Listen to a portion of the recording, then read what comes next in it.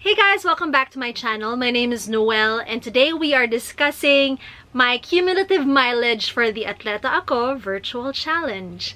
Now, I first vlogged about the Atleta Ako Virtual Challenge back in December because I joined it and I said that I was going to do the Atleta Fire category of the challenge, which meant that I had to log 1,000 kilometers between the start and the finish of the challenge period.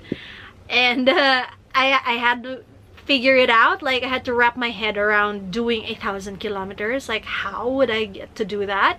The best way to acquire all that mileage is really to do a lot of cycling, supplemented by running, and finally yoga and other kinds of workouts, which, you know, you can convert the amount of time you spend doing these workouts into their equivalent mileage. So for instance, for yoga, 20 minutes equals 1 kilometer.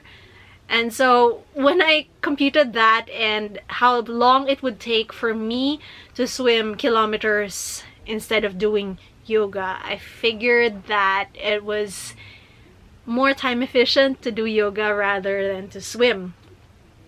And the funny thing is, you know, I hadn't swum through December, and just when I was kind of like getting psyched up to go swimming again because it's kind of cold right now, but I was thinking, yep, I probably should start swimming again.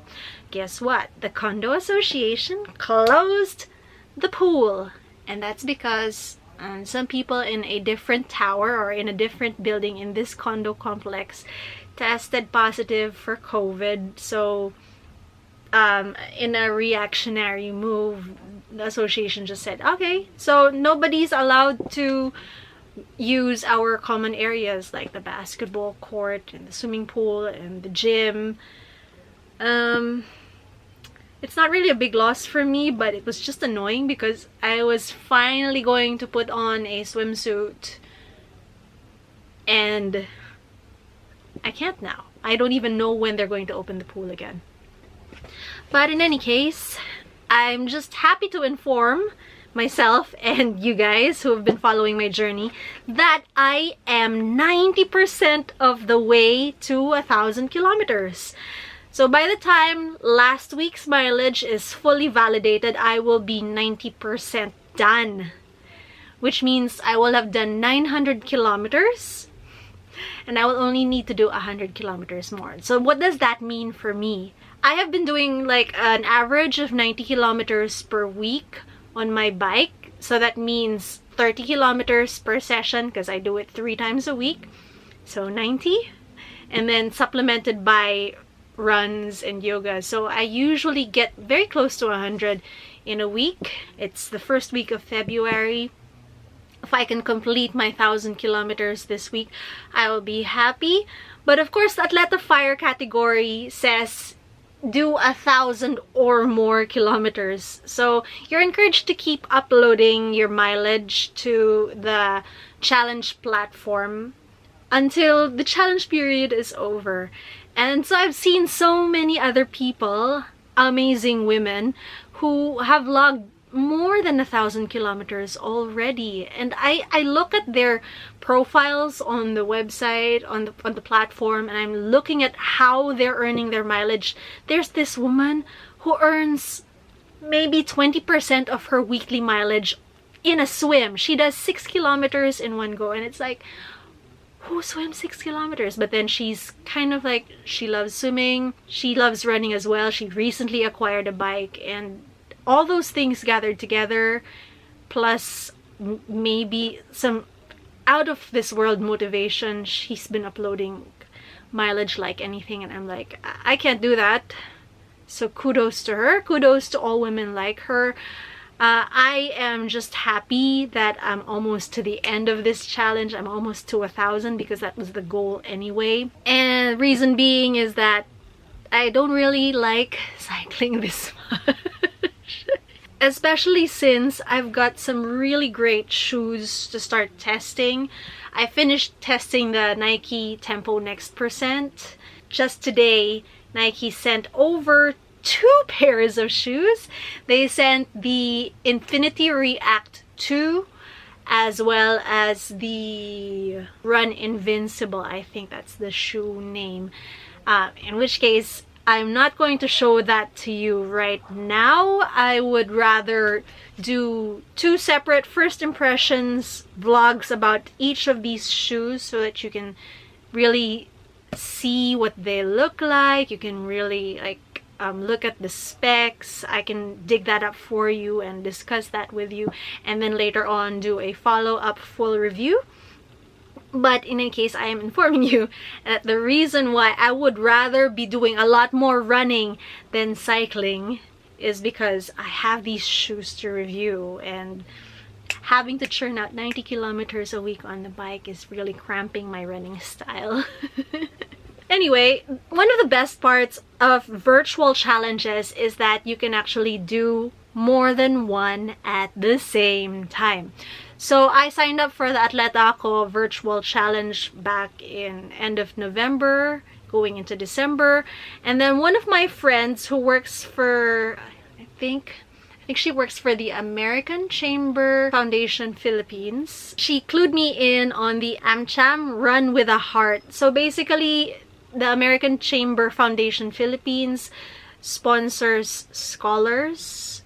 And so they undertake charity and fundraising events every year. Naturally, COVID happened and a lot of those events were canceled, so they shifted towards more virtual events, and the Run with a Heart is one of them. I really, you know what, it's one of the causes close to my heart, education, and so I figured, you know, I'll do this run for kicks, and I also have helped some scholars, so let's go for it. The difference between the AmCham Run with a Heart and the Atleta Ako Virtual Challenge is because the Atleta Ako Virtual Challenge counts not only run kilometers but also cycling, swimming, HIIT, yoga, that sort of thing. It counts that as part of your mileage, while the Run with a Heart only counts run mileage. So I was able to take the run sessions that I was already logging for the Atleta Ako Virtual Challenge and apply them towards the AmCham Run with a Heart.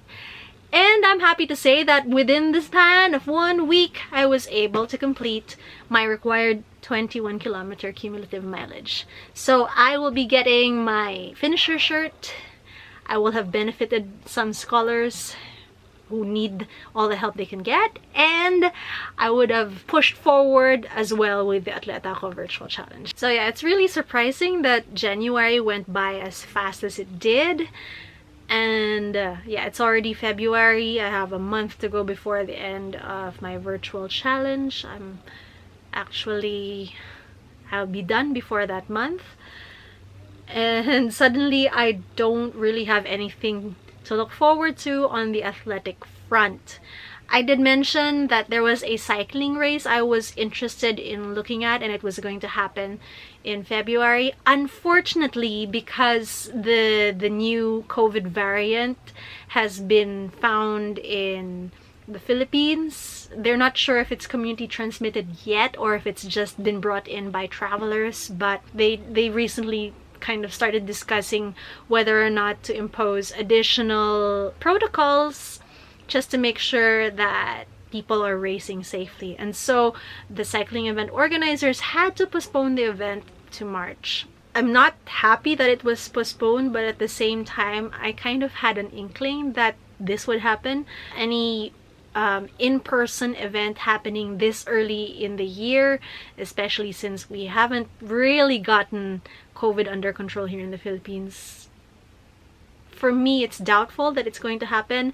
And for me, I would rather that event organizers stayed virtual and just waited and take a wait and see approach, because a lot of things are in flux. A lot of things are up in the air. Like for instance, in June, Ironman Philippines is scheduled to happen. They've limited registrations to Filipinos and Philippine residents, but still, June is only 5 months from now. Pools are still largely closed, so how are you going to train for the 3.8 kilometer swim?